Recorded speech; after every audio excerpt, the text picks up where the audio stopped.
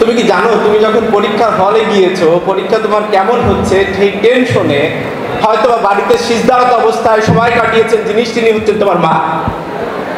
তুমি কি জানো তোমার রেজাল্টের আগ দিয়ে তুমি যে টেনশনে ছিলে, তুমি যে পেরেশানির মধ্যে ছিলে, সেই সময়টাতে হয়তো বা মসজিদ মাদ্রাসায় টাকা পয়সা দান করে বেরিয়েছেন যে মানুষটি তিনি হচ্ছেন তোমার বাবা।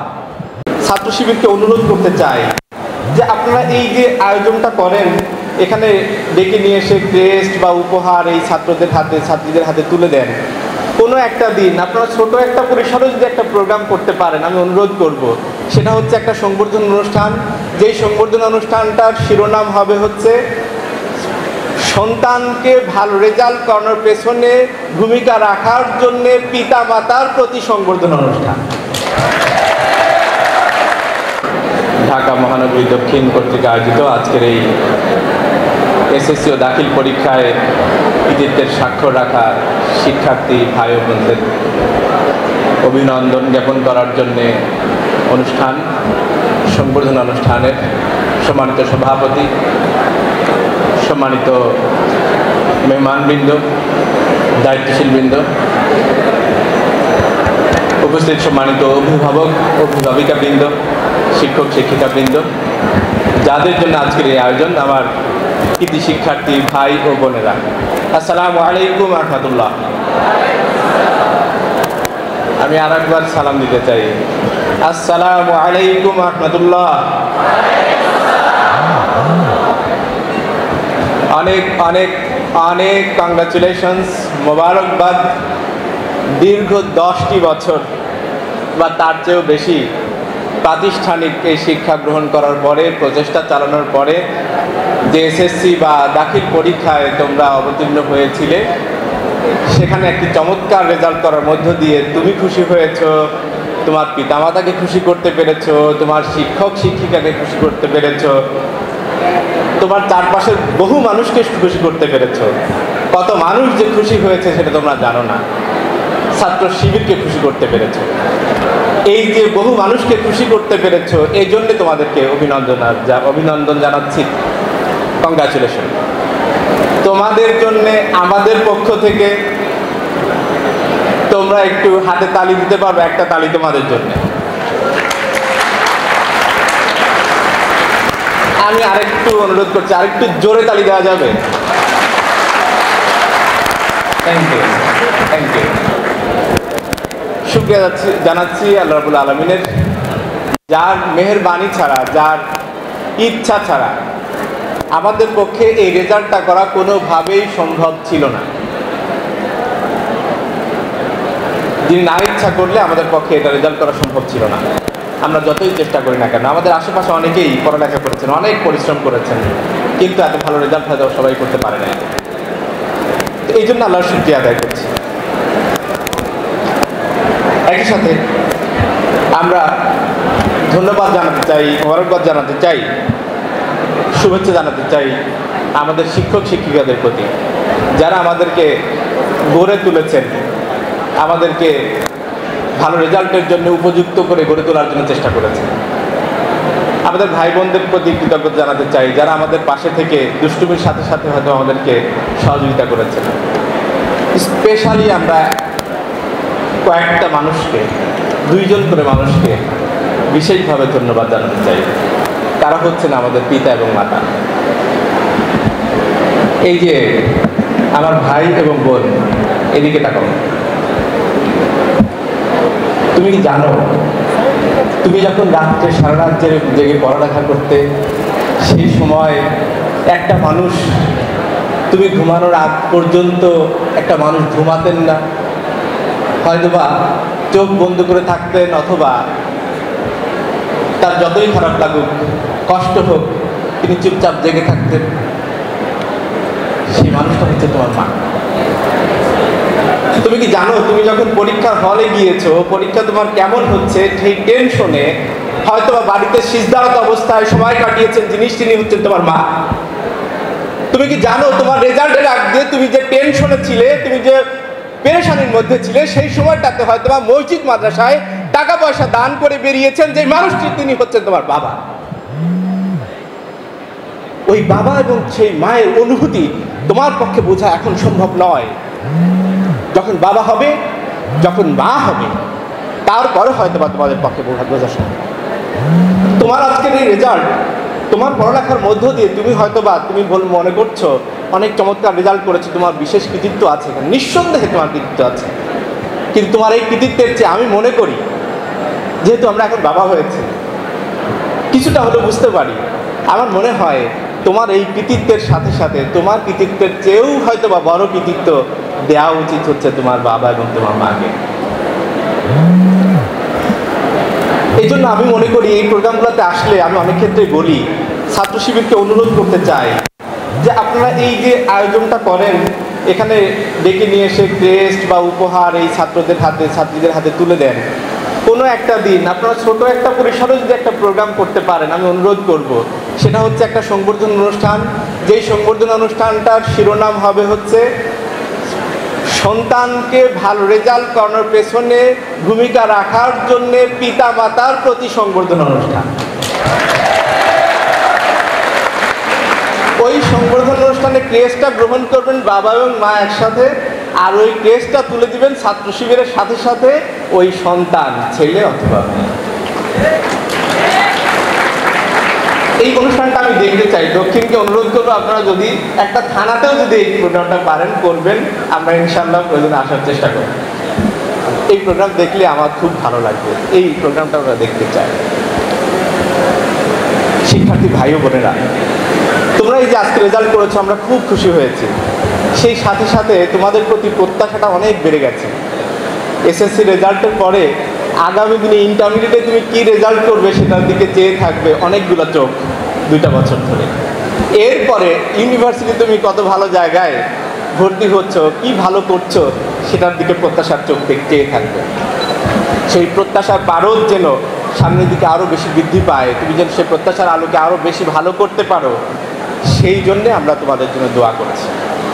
সেই সাথে সাথে তোমাদের কাছে দোয়া চাইব, তোমরা ইসলামী ছাত্র শিবিরের জন্য দোয়া করবে। তোমরা তো বলতে পারো ছাত্র শিবিরের জন্য দোয়া করবো কেন, তারা কি পরীক্ষা দিয়েছে, তাদের কি রেজাল্টের দরকার? এই জন্য আমি তোমাদেরকে একটা গল্প বলবো, ছোট্ট একটা গল্প। একজন ভাই আর একজন বোন, ছোট ভাই বড় বোন।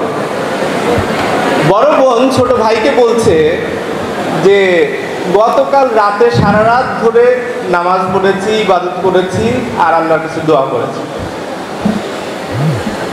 ছোট ভাইয়ের প্রশ্ন, আপু তুমি তাদের জন্য দোয়া করেছো, কি দোয়া করেছো? বলছে এই ধর বাবা মায়ের জন্য দোয়া করেছি। কি দোয়া? বাবা মায়ের জন্য দোয়া করেছি, আল্লাহ কত কষ্ট করে বাবা মা আমাদেরকে মানুষ করছে, তুমি দয়া করে মেহেরবানি করে আমার আব্বা মাকে সুন্দর মেয়ের জামাই দান করো। তো বলছে ঠিক আছে, তা তো ভালোই দোয়া করলে, তা আমার জন্য কি দোয়া করেছো? তো তোর জন্য আর কি দোয়া করবো, তোর জন্য দোয়া করেছি আল্লাহ আমার ছোট ভাইটা খুবই কিউট, এই কিউট ছোট ভাইয়ের জন্য একটা হ্যান্ডসাম দুলাভাই দান করো।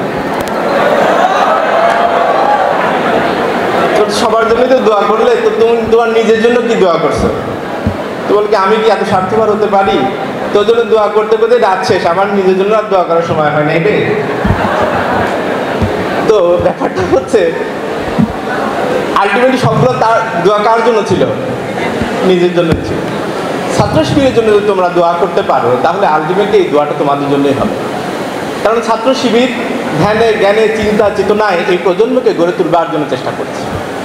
যদি ছাত্র শিবির ঠিক মতো করে কাজ করতে পারে, স্মুথলি কাজ করার সুযোগ পায়, তাহলে খুব অল্প সময়ের মধ্যে একটি চমৎকার একটি প্রজন্ম গড়ে তুলতে পারবে, যারা এই বাংলাদেশকে মনের মতো করে সাজাতে পারবে, একটি সুখী সমৃদ্ধ সোনার বাংলাদেশ তৈরি করার জন্য যেরকম প্রজন্ম প্রয়োজন, সেই রকম প্রজন্ম ইনশাআল্লাহ ছাত্র শিবির এই বাংলাদেশকে উপহার দিতে পারবে। তার প্রমাণ তোমরা পেয়েছো। আমরা গত 15টি বছর ধরে বহু কষ্টের মধ্যে হলেও, বহু সাপ্রেশনের মধ্যে থাকলেও আমরা সেখানে কিন্তু আমাদের কাজ থামাইনি। সেটা হয়তো বা জাতি দেখতে পারে নাই, কিন্তু মাত্র এই গত একটা বছর আলহামদুলিল্লাহ আমাদের কাজকর্মগুলো মিডিয়াগুলো এখন দেখাচ্ছে, ফোকাস করছে, আমরা কাজগুলো ওপেনলি করার সুযোগ পাচ্ছি। এবং সেই সময়টাতে আলহামদুলিল্লাহ তোমরা অনেকগুলো কাজ দেখতে পাচ্ছ, দেখে তোমাদের চোখ জুড়াচ্ছে, এত চমৎকার কাজগুলো ছাত্র শিবির করছে। এই যদি সুযোগ আমাদের উপরে আমাদের জন্য অবারিত থাকে, ইনশাআল্লাহ আগামী বাংলাদেশ গড়ার ক্ষেত্রে ছাত্র শিবির খুবই অসাধারণ একটি ভূমিকা পালন করতে পারবে। এই জন্য ছাত্র শিবিরের জন্য তোমরা দোয়া করবে। আমি তোমাদেরকে একটি বিশেষ কাজ দিতে চাই, আমার ছোট ভাই এবং বোনদের। তোমরা আজকে এখানে সংবর্ধনা অনুষ্ঠানে এসেছো, নিঃসন্দেহে তোমাদের ভালো লাগছে, কিন্তু আমার ভাই, আমার বোন, তুমি একটিবার চিন্তা করে দেখো তো, তোমার যেই ক্লাসমেট, তোমার বন্ধু বা বন্ধুদের বান্ধবী যারা আজকে এই গত রেজাল্টে ভালো করতে পারে নাই, ফেল করেছে অথবা খুবই কম পয়েন্ট নিয়ে পাস করেছে, মনের মতো রেজাল্ট হয়নি, তাদের মনের অবস্থাটা কেমন? নিশ্চয়ই তারা কষ্টের মধ্যে আছে।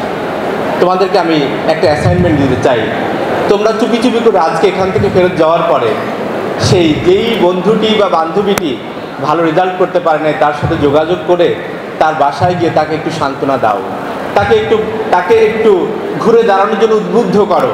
হতে পারে তোমার এই হাতের পরশ, তোমার তার কাছে একটু মাথায় হাত বুলিয়ে দেওয়া, তাকে একটু ঘুরে দাঁড়ানোর জন্য সাহস দেওয়া, সেই সাহস হয়তো বা তাকে আগামী দিনে ভালো করার জন্য অনেক বেশি সাহসী করে তুলবে এবং উদ্বুদ্ধ করবে।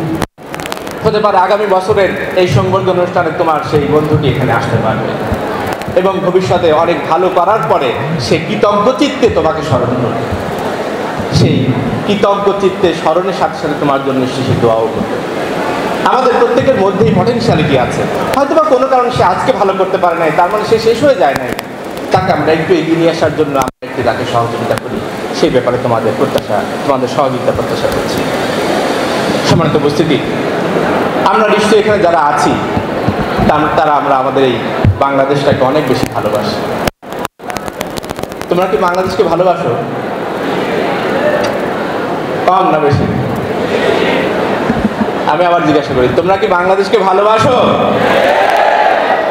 যদি বাংলাদেশকে ভালোবাসো তাহলে শুধু মুখে বাংলাদেশ তোমাকে ভালোবাসি এই কথা বলার মধ্য দিয়ে এটা প্রমাণ দেওয়া যাবে না। আমাদের কাজের মধ্য দিয়ে, কর্মের মধ্য দিয়ে আমাদেরকে এটা প্রমাণ দিতে হবে এবং সেই প্রমাণ দেওয়ার জন্য আমাদের প্রত্যেকের জীবনকে এমন করে গড়ে তুলতে হবে যাতে করে আমাদের এই গড়ে ওঠা জীবন যেন বাংলাদেশের উন্নতির জন্য কাজে লাগে। একটি সুখী, সমৃদ্ধ, শান্তিময় পৃথিবী, শান্তিময় বাংলাদেশ, সমৃদ্ধ বাংলাদেশ গড়ার জন্য যেন ভূমিকা রাখতে পারে, সেই রকম করে আমাদের নিজেদেরকে গড়ে তোলার সিদ্ধান্ত নিতে হবে। আমাদেরকে সিদ্ধান্ত নিতে হবে আমরা ভালোর সাথে থাকবো, ভালো কাজ করবো, ভালো কাজে সহযোগিতা করব। আমরা কখনোই খারাপ কাজ করব না, খারাপ কাজে সহযোগিতা করব না, খারাপ কাজকে থামিয়ে দেওয়ার জন্য চেষ্টা করব। যদি আমরা এই সিদ্ধান্ত নিয়ে বড় হতে পারি তাহলে আমরা সত্যিকারের অর্থে এই বাংলাদেশকে ভালোবাসি, সেটার প্রমাণ আমরা দিতে পারব। আল্লাহ রাসূল সাল্লাল্লাহু আলাইহি ওয়াসাল্লাম বলেছেন, মান রাআ মিনকুম মুনকারান ফালিয়ুগাইয়িরু বিয়াদিহি ফাইল্লাম ইয়াস্তাতি ফাবিলিসানিহি ওয়া ইল্লাম ইয়াস্তাতি ফাবিকলবিহি যালিকা আদাফুল ঈমান। তোমাদের মধ্যে যদি কেউ কোনো খারাপ কাজ হতে দেখে তাহলে সেই জন্য সেটাকে হাত দ্বারা প্রতিহত করে, শক্তি দ্বারা প্রতিহত করে, থামিয়ে দেয়। যদি তাতে করে সে সামর্থ্যবান না হয় তাহলে সে যেন মুখ দ্বারা, বক্তব্যের দ্বারা, কথার দ্বারা সেটাকে থামিয়ে দেওয়ার চেষ্টা করে। ইফ নট পসিবল, যদি তার দ্বারা সেটা পসিবল না হয় তাহলে সে যেন সেটা অন্তর দ্বারা, পরিকল্পনার মধ্য দিয়ে সেটাকে থামিয়ে দেওয়ার চেষ্টা করে। যালিকা আদাফুল ঈমান, সেটা হচ্ছে ঈমানের সর্বনিম্ন স্তর। অর্থাৎ সেই জায়গাতে তুমি থেমে থাকবা না, সেটা হচ্ছে ন্যূনতম পর্যায়ে। তুমি বরং শক্তি অর্জন করার চেষ্টা করো যাতে করে তুমি মুখ দিয়ে থামাতে পারো, তার চেয়ে বেশি শক্তি অর্জন করো যাতে করে তুমি সেটা হাত দিয়ে, শক্তি দ্বারা, ক্ষমতা দ্বারা যেন সেটাকে প্রতিহত করতে পারো। সম্মানিত উপস্থিতি, আজকে বাংলাদেশের যে দুর্নীতি চলছে, আমাদের গত 15টা বছর যেই পরিমাণে দুর্নীতি হয়েছে সেটা তোমরা নিশ্চয়ই জানো। এখনো সেই দুর্নীতির রেশ পুরোপুরি কেটেছে এমনটা নয়, কিন্তু তারপর আলহামদুলিল্লাহ অনেকটা কেটেছে। সামনে পুরোপুরি দুর্নীতি মুক্ত বাংলাদেশ যদি গড়তে চাই তাহলে এই বাংলাদেশ লিডিংয়ে যেতে হবে সেই মানুষদেরকে যারা দুর্নীতি করবে না, যারা দুর্নীতিকে সহ্য করবে না, নিজেরা দুর্নীতি তো করবেই না, সাথে দুর্নীতিকে প্রশ্রয়ও দেবে না। কয়েকদিন আগে আমি বিডার যেই নির্বাহী প্রধান চেয়ারম্যান আশিক চৌধুরীর একটা সাক্ষাৎকার দেখছিলাম। তিনি বলছিলেন, হ্যাঁ, এই দুর্নীতিকে দূর করার জন্য কয়েকটা সিস্টেম করা লাগবে, সাথে সাথে এখানে যদি লিডিংয়ে যারা আছে তারা যদি দুর্নীতি মুক্ত থাকতে পারে এবং দুর্নীতিকে প্রতিহত করার সিদ্ধান্ত নিতে পারে তাহলে সেখানে দুর্নীতি থামানো সম্ভব। তার এই প্রায় 1 বছর সময়কালে তার অভিজ্ঞতা হচ্ছে এটা। তাহলে সেখান থেকে আমরা উদ্বুদ্ধ হতেই পারি আজকে তোমরা যারা আছো তারা যদি সেরকম যোগ্যতা সম্পন্ন হতে পারো, আগামীর বাংলাদেশে প্রত্যেক সেক্টরে যদি লিডিংয়ে তোমরা যেতে পারো যোগ্যতা সহকারে, তাহলে সেখানে গিয়ে যদি তোমরা দুর্নীতি মুক্ত বাংলাদেশ গড়ার জন্য সিদ্ধান্ত নিয়ে কাজ করো, তাহলে এই বাংলাদেশকে সত্যিকার অর্থে একটি সুনীতির সাথে পরিচালনা করার জন্য তোমরা ভূমিকা পালন করতে পারো। সম্মানিত উপস্থিতি, সেটার জন্য এখন কথা হচ্ছে তোমরা সেই প্রত্যেকটা সেক্টর নেতৃত্বের জায়গায় কিভাবে যাবে। যাওয়ার জন্য শুধু মুখে মুখে বললেই হবে না, সেখানে যাওয়ার জন্য সত্যিকার অর্থে তোমাদেরকে যোগ্যতা সম্পন্ন হতে হবে, দক্ষতা সম্পন্ন হতে হবে। সেটার জন্য ইতোমধ্যেই তোমরা একটা ভালো রেজাল্ট করে একটা পর্যায়ে এসেছো, সেইটাকে অব্যাহত রাখার জন্যে আমাদের চেষ্টা করতে হবে, ধরে রাখতে হবে। ভালো মতো করে পড়ালেখার কোনো বিকল্প এখানে নাই। তোমরা ভালো মতো করে পড়ালেখা করা লাগবে, তার সাথে সাথে আর কয়েকটা কাজ করা লাগবে। আমি সেই কয়েকটা জিনিস একটু তোমাদেরকে বলতে চাই। একটা হচ্ছে স্বপ্ন দেখতে হবে, শক্ত করে দৃঢ়তার সাথে স্বপ্ন দেখতে হবে যে আমি যেটা হতে চাই সেটা আমি এই পর্যায়ে হব এবং হবই ইনশাআল্লাহ। এপিজে আব্দুল কালামের একটা কথা আছে খুবই বিখ্যাত, সেটা কি? স্বপ্ন সেটা নয় যেটা মানুষ ঘুমিয়ে ঘুমিয়ে দেখে, বরং স্বপ্ন সেটা যেটা মানুষকে ঘুমাতে দেয় না। এটার সাথে সাথে আমি একটু ছোট মানুষ একটা যোগ করে একটা জিনিস বলি, সেটা হচ্ছে স্বপ্ন সেটা যেটা মানুষকে ঘুমাতে দেয় না, তবে সে যদি ঘুমিয়ে পড়ে তাহলে ঘুমের মধ্যেও সেটাই স্বপ্ন দেখে যেটা সে হতে চায়। কারণ হাদিসের মধ্যে আছে মানুষ সাধারণত স্বপ্ন দেখে কয়েকভাবে। একটা হচ্ছে একটা আল্লাহর পক্ষ থেকে স্বপ্ন দেখে, সেগুলো যেটা সত্য সেটা সত্য। একটা শয়তানের পক্ষ থেকে স্বপ্ন দেখে, অর্থাৎ শয়তান স্বপ্ন দেখায়। আর একটা হচ্ছে যেই জিনিসটা মানুষ দিনের বেলা যেটা নিয়ে চিন্তা ফিকির করে, গবেষণা করে, সেটাই সে স্বপ্নের মধ্যে দেখে। তাহলে যেটাকে তুমি স্বপ্ন দেখছো যে আমি এটা করতে চাই, যেটা নিয়ে ফিকির করছো, সেটাই কিন্তু ঘুমের মধ্যে দেখার চান্স আছে। তাহলে আমাদেরকে সেই রকম স্বপ্ন দেখতে হবে। আর স্বপ্ন দেখাটাকে এই যে নর্মালি যদি স্বপ্ন দেখো যে আমি একটু হতে চাই, পারলাম না পারলাম নাই, তাহলে সেটা আসলে দৃঢ়তার সাথে স্বপ্ন হলো না। দৃঢ়তার সাথে স্বপ্ন দেখার জন্য তোমাদেরকে কয়েকটা টিপস বলতে চাই, অ্যাটলিস্ট একটা টিপস বলতে চাই। সেটা কি? ধরো তুমি আগামী দিনে একজন ডাক্তার হতে চাও, শিশু বিশেষজ্ঞ, পেডিয়াট্রিক সার্জন, তাহলে আমি বলবো তুমি এই ডাক্তার হওয়ার স্বপ্ন দেখেই শেষ করো না। তুমি এই ডাক্তার হওয়ার স্বপ্ন দেখার সাথে সাথে এখন থেকে 15টি বছর পরে তুমি তোমার চেম্বারের একটি চিত্র কল্পনা করো।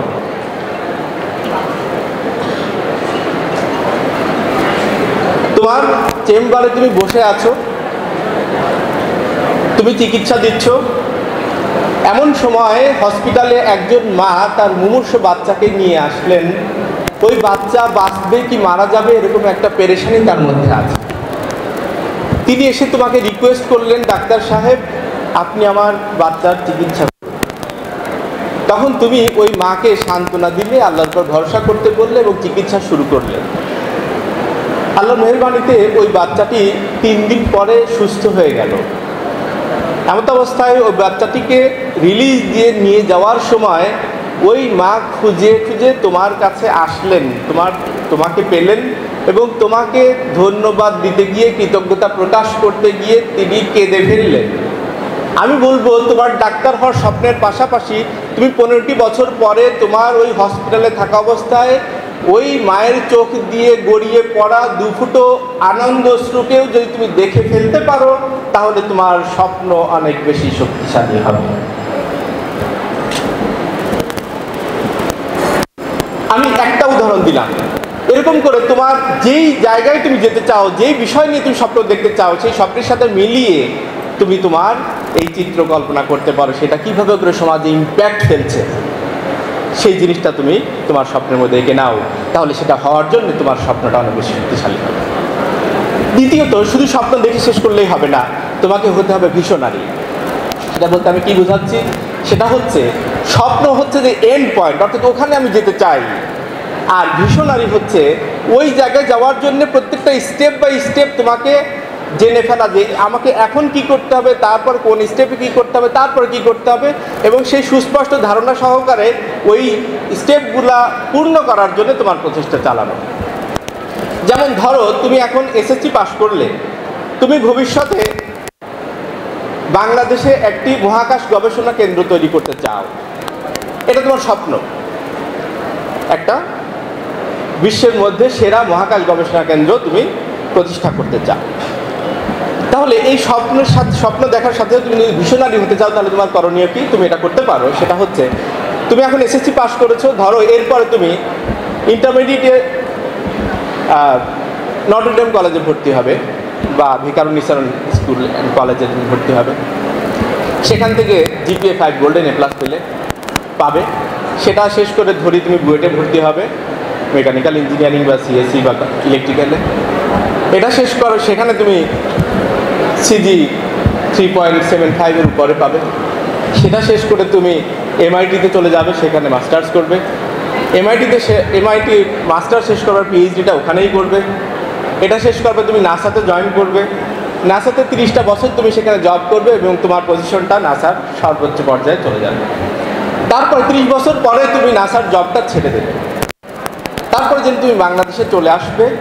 বাংলাদেশে চলে এসে তুমি এখানে একটা মহাকাশ গবেষণা কেন্দ্র শুরু করবে এবং সেই মহাকাশ গবেষণা কেন্দ্রের নাম মনে করে তুমি দেবে বাসা, নাসার আদলে বাসা। তাহলে তুমি যদি এই বাসা পর্যন্ত তুমি যদি স্টেপ বাই স্টেপগুলো তুমি দেখে ফেলতে পারো, তাহলে আমি তোমাকে বলবো তুমি ভিশনারি। সম্মানিত ভাই ও বোন, তাহলে তোমাদেরকে এইভাবে করে তোমাদেরকে প্ল্যানটা সাজাতে হবে এবং এই প্ল্যানটা এতক্ষণ ধরে যেগুলো বললাম সেগুলো সবই থিওরি। এখন এইটা বাস্তবায়ন করার জন্য তোমার যেটা লাগবে সেটা হচ্ছে পরিশ্রম করা, সাধনা করা। অর্থাৎ প্রত্যেকটা স্টেপ বাই স্টেপ, এই যে 2 বছর 4 বছর এরকম করে যে প্ল্যান করলে, সেগুলো বাস্তবায়ন করার জন্য তোমার লাগবে বাৎসরিক প্ল্যান, তোমার লাগবে মাসিক প্ল্যান, তোমার লাগবে সাপ্তাহিক প্ল্যান, তোমার লাগবে প্রাত্যহিক পরিকল্পনা। প্রতিদিন তুমি কতটুকু পড়ালেখা করবে, কতটুকু কীভাবে করে কী প্রচেষ্টা চালাবে, সেই প্ল্যান সহকারে তুমি যদি খেটে চলো, তুমি যদি পরিশ্রম করো, তুমি যদি সাধনা করো, তাহলে আশা করা যায় ইনশাআল্লাহ তুমি তোমার এই স্বপ্ন বাস্তবায়ন করতে পারবে। আমাদের একটা হলো পরিশ্রম আর একটা হলো সাধনা। পরিশ্রম করা মানে চেষ্টা করলাম, হলো না হলো নাই, চেষ্টা আর সাধনা।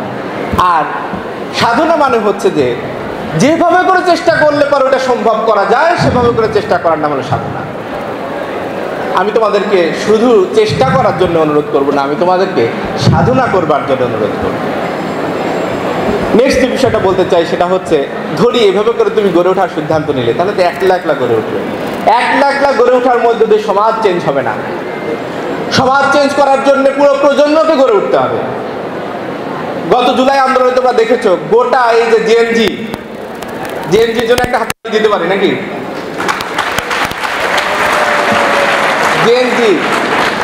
এই জেএনজির পাশে সবাই আমরা দাঁড়িয়েছি আলহামদুলিল্লাহ। এই পুরা জেনারেশন মিলে একটা বিরাট বড় একটা ভূমিকা আমরা রেখেছি, নতুন বাংলাদেশ গঠন করার জন্য ভূমিকা পালন করেছি। তোমাদের এই গোটা প্রজন্ম যদি তোমরা একসাথে করে গড়ে উঠতে পারো, তাহলে বাংলাদেশের চেহারা সত্যিকার অর্থেই পরিবর্তন হয়ে যায়।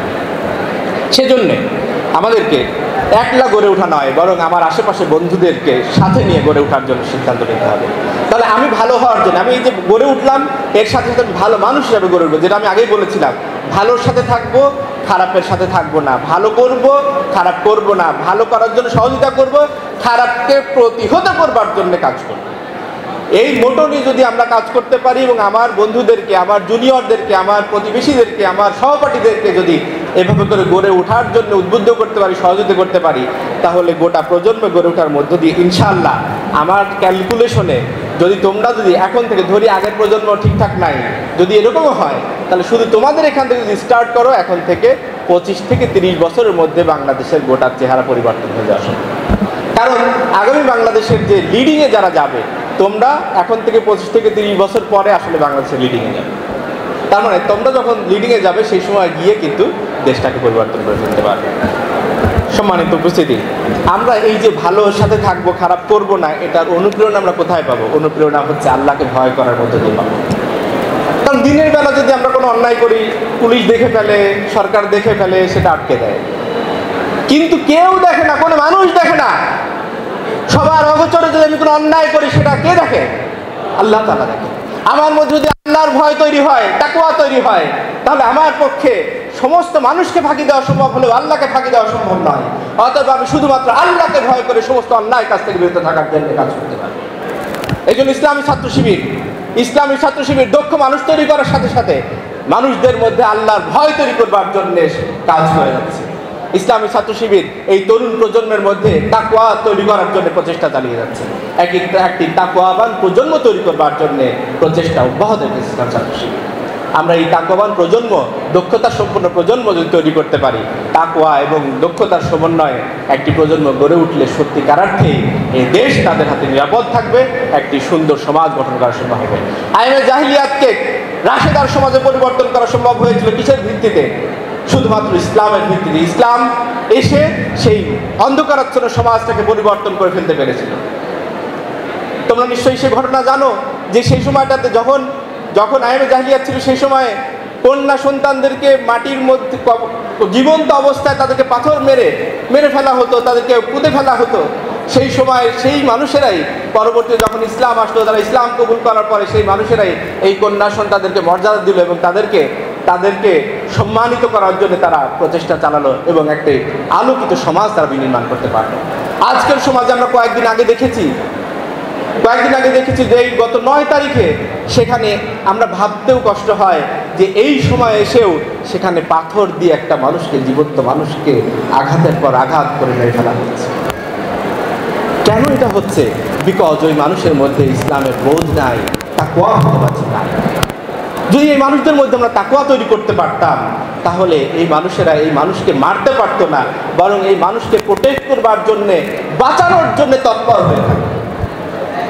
সম্মানিত উপস্থিতি, এই জন্যে আমরা আমাদের এই সমাজ পরিবর্তন করার জন্যে এই প্রজন্মকে আমরা তাকওয়ার ভিত্তিতে গড়ে তুলতে চাই। ইসলামী ছাত্র শিবির সেই চেষ্টা চালাচ্ছে। আমরা ইসলামী ছাত্র শিবিরের পক্ষ থেকে তোমাদেরকে আহ্বান করতে চাই, আসো আমরা ইসলামকে জানার জন্য চেষ্টা করি, ইসলামকে বোঝার জন্য চেষ্টা করি এবং ছাত্র শিবির যে মিশন পরিচালনা করছে, ছাত্র শিবির যে ইসলামের ভিত্তিতে একটি সমাজ তৈরি করবার জন্য চেষ্টা চালাচ্ছে, সেই সমাজ বিনির্মাণের জন্য তোমরা সহযোগী হও। তোমরা ছাত্র শিবিরকে জানার জন্য চেষ্টা করো। ছাত্র শিবিরে অংশগ্রহণ করতে হবে এমনটা আমরা আহ্বান করছি না, কিন্তু ছাত্র শিবির যদি ভালো লাগে তোমাদের কাছে, ছাত্র শিবিরের কাজগুলো যদি তোমাদের কাছে ভালো লাগে, তাহলে ছাত্র শিবিরকে সমর্থন করবে এবং আগামীর এই দেশ গড়ার ক্ষেত্রে তোমরা ভূমিকা পালন করবে।